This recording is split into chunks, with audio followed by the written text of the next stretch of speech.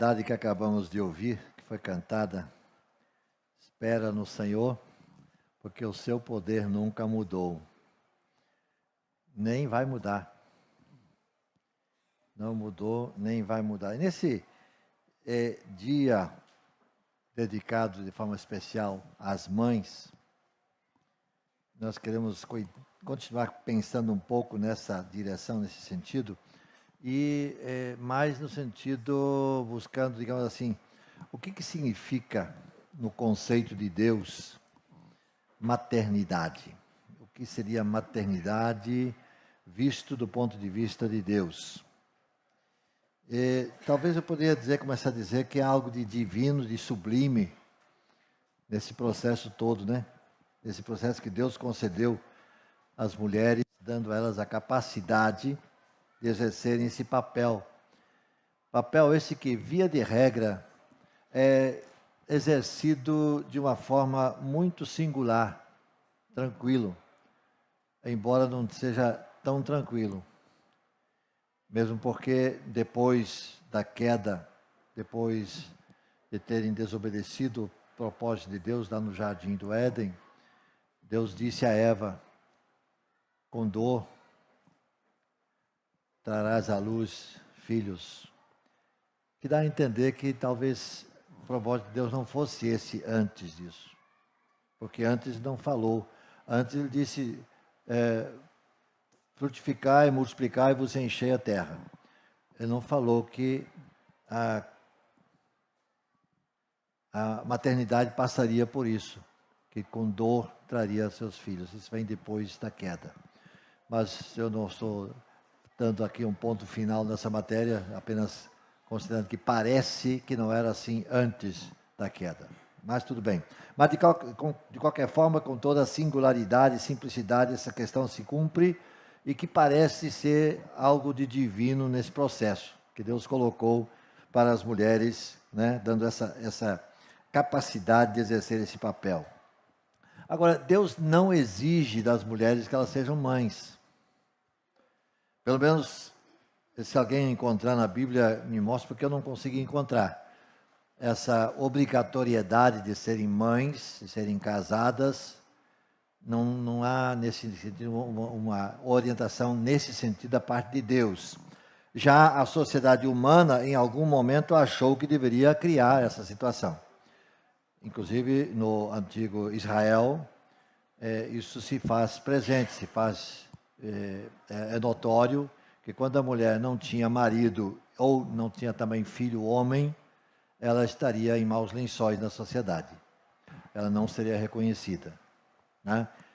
Temos pelo menos 2 casos, um no Antigo Testamento e outro no Novo Testamento, que mostra isso. Noemi, que sai da sua terra, vai para Moabe, e lá ela tem essa desventura, perde o seu marido e perde os seus 2 filhos. Ela estaria na rua da amargura se não fosse algum parente que a resgatasse, ou seja, que assumisse alguma coisa nesse sentido lá. E aí essa história de Ruth, vem toda essa coisa nesse meio tempo aí também. Ruth também não tinha filhos e não tinha mais marido, né? Então essa é a sociedade coloca essa situação.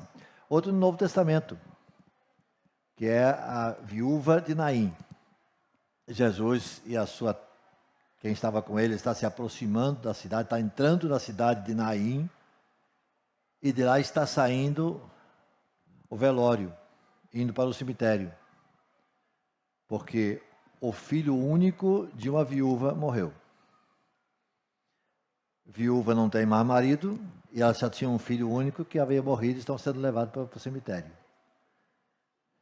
Esta outra vez nessa situação. Na sociedade, ela não teria mais chance de ser reconhecida, a não ser que alguém assumisse essa questão. Como disse, essa é uma questão da sociedade que impõe, não é lei de Deus. Deus administra isso nos intermédios desse caminho, mas não é uma determinação divina que assim seja. Então, a sociedade que impõe essa situação aí, então. E essa questão, só fazer um pequeno parênteses, que eu gosto de assinalar isso aqui, na questão de Naim. Jesus e a caravana que vinha com Jesus está chegando à cidade, e de lá está saindo uma outra caravana. A caravana da morte, que vem de lá, se encontra com a caravana da vida, que vem de cá. E qual é o resultado final? A vida. O moço ressuscita, né? Não é devolvido à mãe, ele continua, está claro que ele morreu mais tarde outra vez, mas naquele momento ele volta a ter vida. Então, quando a caravana da vida se encontra com a caravana da morte, o que sobressai é a caravana da vida. Sai vencendo nesse caso. Mas esse não é o assunto de hoje. Vamos voltar aqui ao que nos interessa, que é Dia das Mães, né? Então, tanto Noemi como a viúva de Naim tem, portanto, esse mostra aí que a sociedade impõe que elas sejam casadas, de preferência tenham filhos, que quando seu marido vier a morrer, então o filho seria o seu sustentáculo para a vida daqui para frente. Esse era o que esse sustento foi. Então, no livro de Gênesis, nós temos que Deus criou o homem à sua imagem, a imagem de Deus o criou, homem e mulher os criou.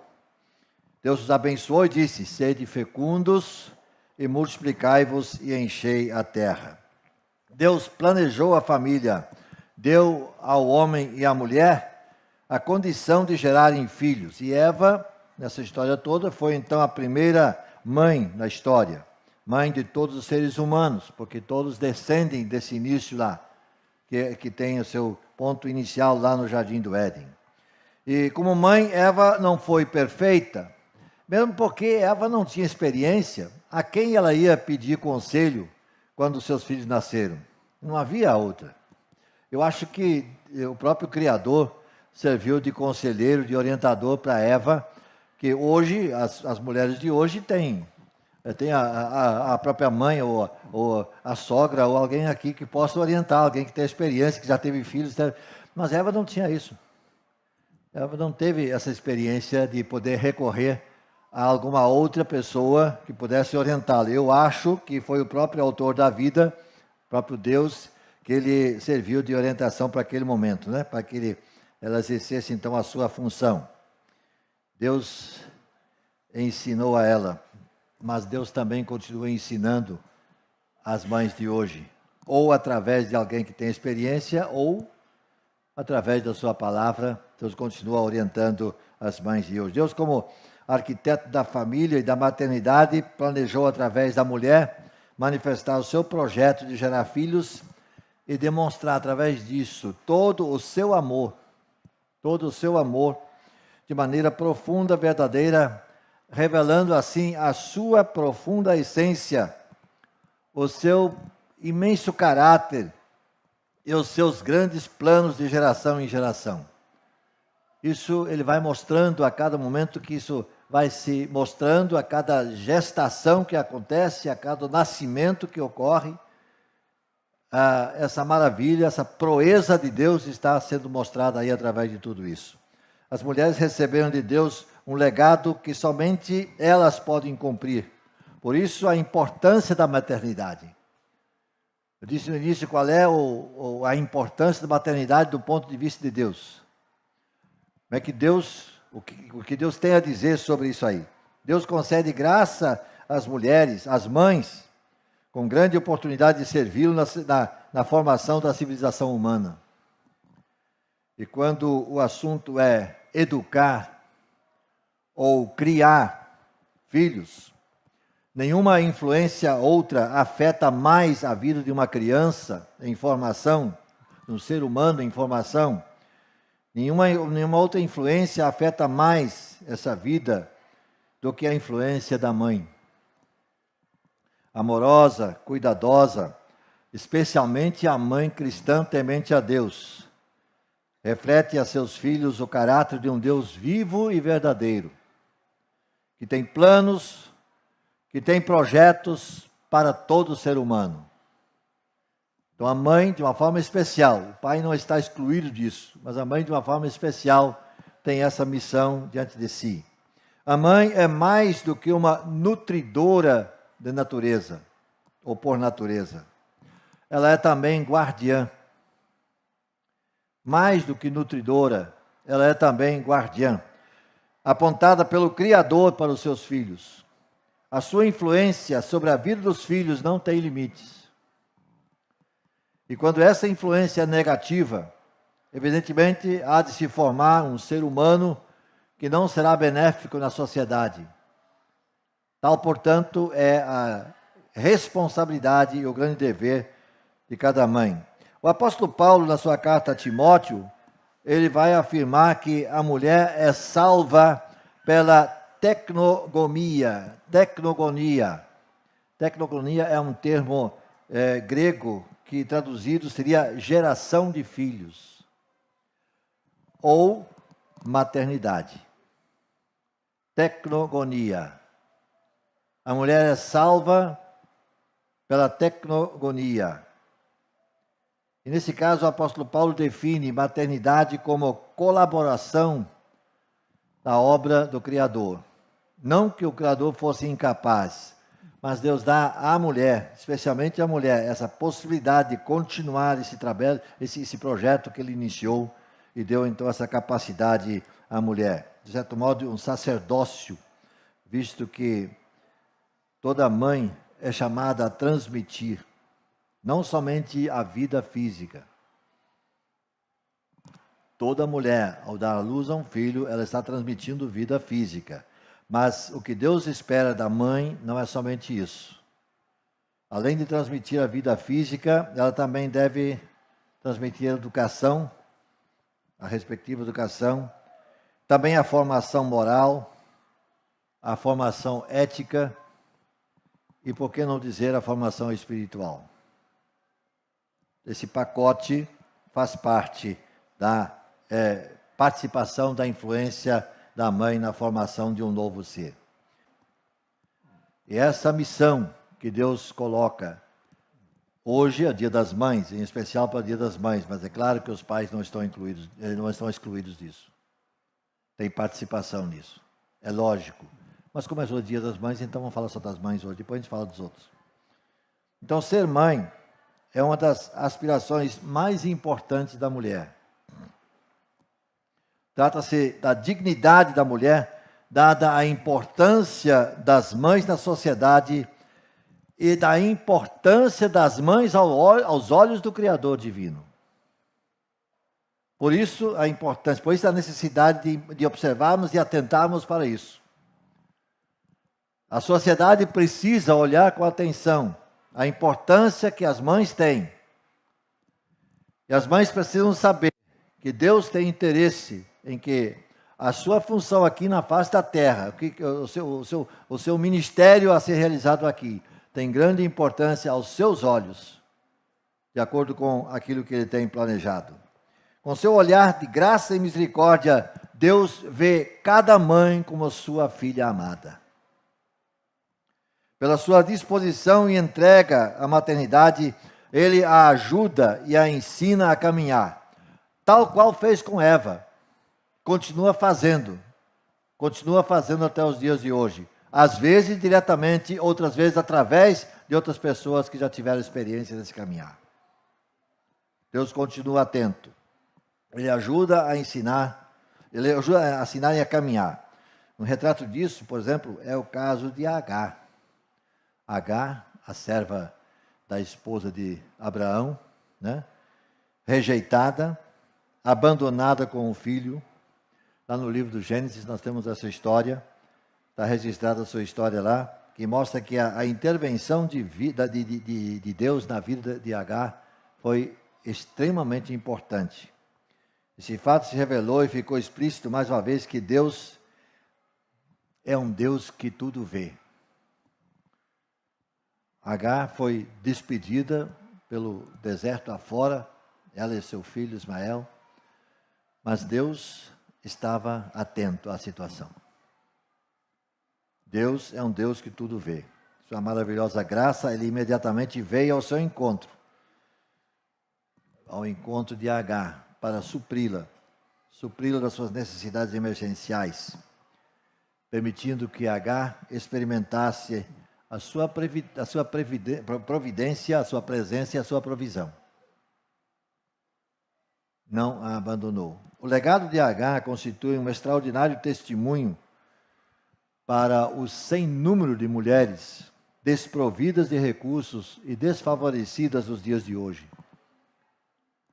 Essas mulheres, sob nenhuma circunstância, estão fora do cuidado e do olhar atento do Criador.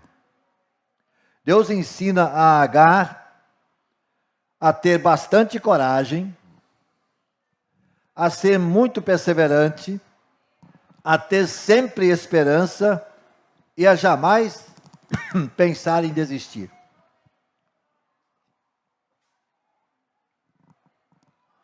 Eu acho que vale a pena repetir.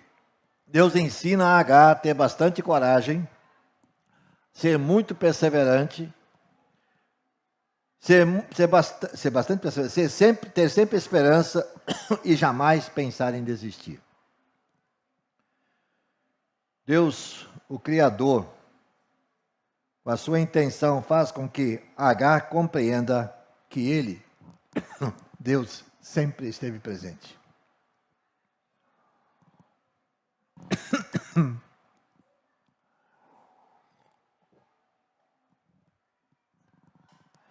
Deus se fez presente, não se fez presente somente na vida de Agar, Ele se faz presente na vida de cada mãe, pois reconhece que a tarefa de ser mãe não é algo de que a mãe possa dar conta sozinha.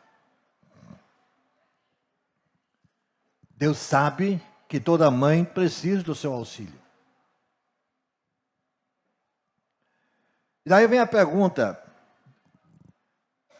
de onde vem a força que as mães precisam? É bem verdade que Deus sabe tudo sobre as pessoas, o que inclui as mães. E sejam essas pessoas mães ou não, não é necessário que nós pensemos muito sobre isso, que Deus sabe, Deus conhece todas as coisas. Mas é necessário e importante que a mãe priorize momentos especiais de relacionamento e intimidade com o Senhor.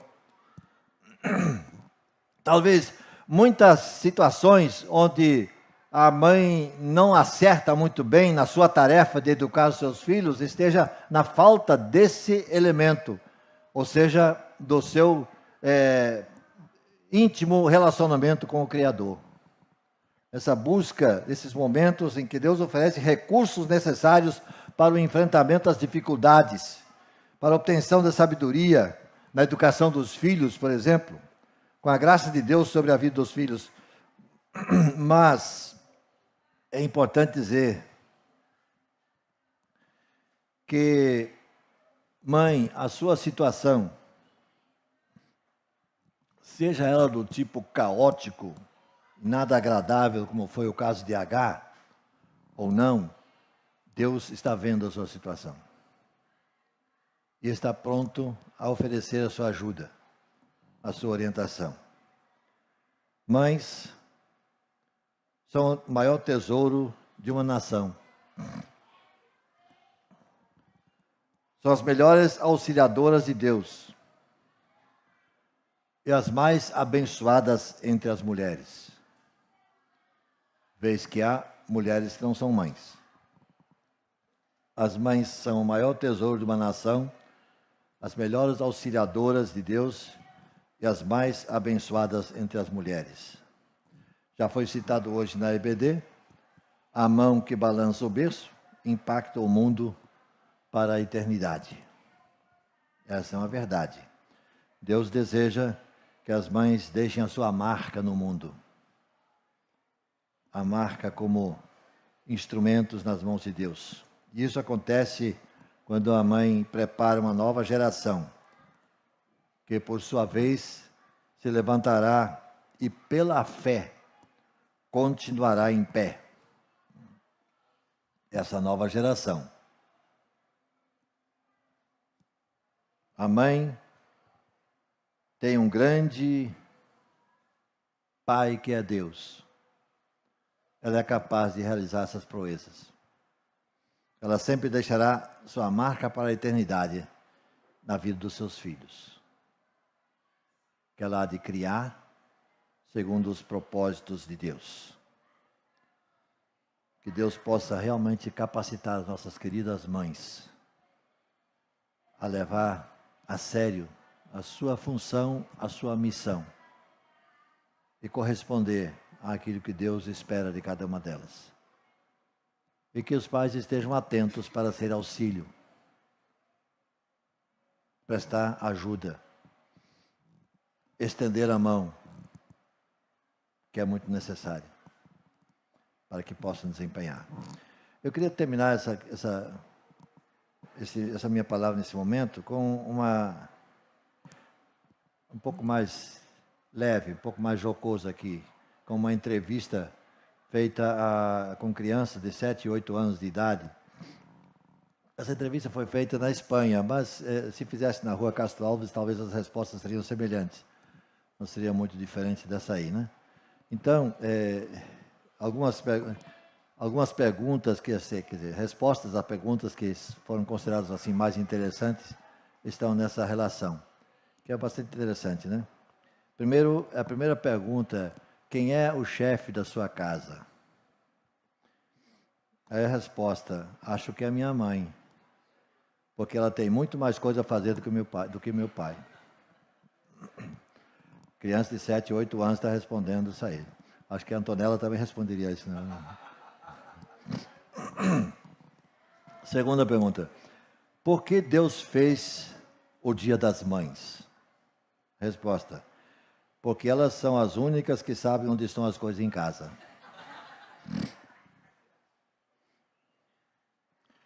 Outra pergunta: como Deus fez as mães? Resposta: com mágica, superpoderes, e misturou tudo muito bem. Aí, seguindo essa, que ingredientes Deus usou? Resposta: nuvem, cabelo de anjo e tudo que é bom que há no mundo. E uma pitada de mal.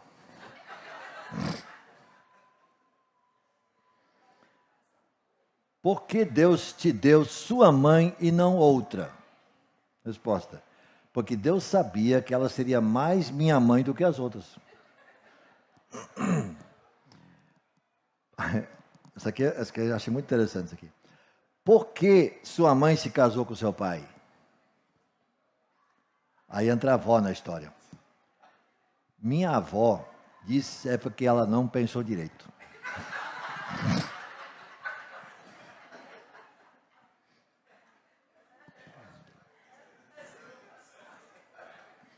Coisa da avó, né?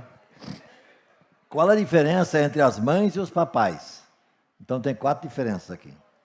Primeira, as mães trabalham no trabalho e em casa. E os papais só vão ao trabalho.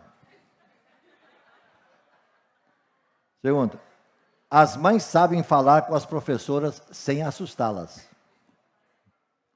Terceiro, os papais são mais altos e fortes que as mamães.